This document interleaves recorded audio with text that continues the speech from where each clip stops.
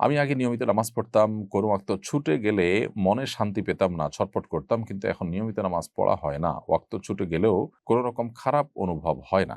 এরকম অবস্থায় আমি কি করতে পারি? ওমর ফারুক লিখেছেন, আমি ইচ্ছা করে নামাজ ছেড়ে দিচ্ছি। দয়া করে এমন ছোট একটা আমল বলুন যাতে আমি নামাজের উপর দৃঢ় থাকি। আমি অপবিত্র অবস্থায় একদিন নামাজ পড়েছি, আল্লাহর কাছে তওবা করছি, এখন আমার করণীয়। রাফিন আপনি লিখেছেন, হিন্দুর উপর জুলুম করলে বা তার হক নষ্ট করে ফেললে কি করব? বিশ্ব ইজতেমার মাঠে ক্যামেরা, ড্রোন ভূপাতিত হয়।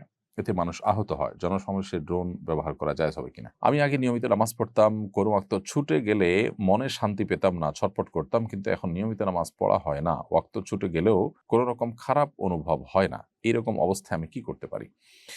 প্রিয় দর্শক, নিয়মিত নামাজ পড়ার পরও কোনো ওয়াক্ত ছুটে যাওয়ার ফলে আপনার মনে যে অশান্তি আ অথবা ছটফটে ভাব তৈরি হওয়ার কথা সেটা না হয়, তার মানে হলো আপনার ঈমান দুর্বল হয়ে যাচ্ছে। এক্ষেত্রে আমরা আপনাকে এই পরামর্শ দিব, ঈমান বৃদ্ধির কারণসমূহ জেনে সেগুলোকে আপনি চর্চা করার চেষ্টা করুন। আল্লাহ সুবহানাহু ওয়া তাআলা বলেছেন, ওয়া ইযা তুলিয়াত আলাইহিম আয়াতুহু যাদাতু ঈমানা, আল্লাহর আয়াতসমূহ তেলাওয়াত করলে বান্দার ঈমান বৃদ্ধি পায়। সো আপনি কোরআন বেশি, বেশি করে অর্থ সহকারে বুঝে পড়বেন।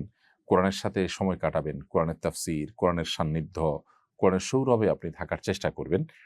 সেই সাথে আল্লাহ ভীরু মুত্তাকি পরহেজগার মানুষদের, খালেস মুত্তাকিদের সান্নিধ্য, সংস্রব এবং তাদের সোহবতে আপনি সময় কাটাবার চেষ্টা করবেন।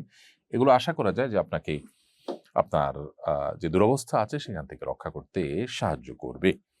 ওমর ফারুক লিখেছেন, আমি ইচ্ছা করে নামাজ ছেড়ে দিচ্ছি। দয়া করে এমন ছোট একটা আমল বলুন যাতে আমি নামাজের উপর দৃঢ় থাকি। ভাই ওমর ফারুক, আপনার যে কাজটি করতে হবে তা হলো নামাজি এবং দিনদার মানুষ, বন্ধু-বান্ধব যারা আছে তাদের মধ্যে আপনাকে থাকার চেষ্টা করতে হবে। যে পরিবেশে সবাই নামাজ পড়ে না বা অনেকেই নামাজ পড়ে না, ফাসিক টাইপের মানুষ, সেই পরিবেশ থেকে আপনাকে সরে আসতে হবে। আর শয়তানের যে ফাঁদগুলো আছে সেগুলো থেকে আপনাকে সরতে হবে। শয়তান সম্পর্কে আল্লাহ পুরো কোরআনে আমাদেরকে সতর্ক করেছেন। আমাদের মনোজগতে প্রভাব সৃষ্টি করবার সক্ষমতা তার রয়েছে। তো শয়তান এর যে ক্রিয়াকর্ম বা ফাঁদগুলো আছে সেগুলোতে আমরা যদি পা বাড়াই, জেনা, ব্যভিচার, হারাম সম্পর্ক, এগুলোতে যদি মানুষ চলে যায় তাহলে সেক্ষেত্রে মানুষের মধ্যে এ ধরনের মানসিকতা চলে আসতে পারে। আবার অনেক সময় আ হারাম উপার্জন, বদনজর, চোখের গুণা, এগুলো মানুষের মধ্যে এ ধরনের আ অনীহা এবাদতের প্রতি তৈরি করে। বিধায় ঠিক কোন সমস্যা আপনার মধ্যে আছে সেটাকে নিরূপণ করে আপনি সেটা দূর করার চেষ্টা করবেন। আমি অপবিত্র অবস্থায় একদিন নামাজ পড়েছি, আল্লাহর কাছে তওবা করছি, এখন আমার করণীয় কি? ভাই শিপন সরকার, আল্লাহ তাআলা আপনাকে মাফ করুন। অপবিত্র অবস্থায় নামাজ পড়ার কারণে আপনি গুনাহগার হয়েছেন এবং আল্লাহর কাছে তওবা করলে আশা করা যায় আল্লাহ তাআলা আপনার আ সেই ভুল মাফ করবেন, সে নামাজ আপনাকে আবার পড়তে হবে। টুপিতে যদি কাবা শরীফের ডিজাইন থাকে তাহলে ওই টুপি দিয়ে নামাজ পড়লে কোনো সমস্যা হবে কিনা? না, কোনো সমস্যা হবে না, নামাজ হয়ে যাবে। রাফিন আপনি লিখেছেন, হিন্দুর উপর জুলুম করলে বা তার হক নষ্ট করে ফেললে কি করব?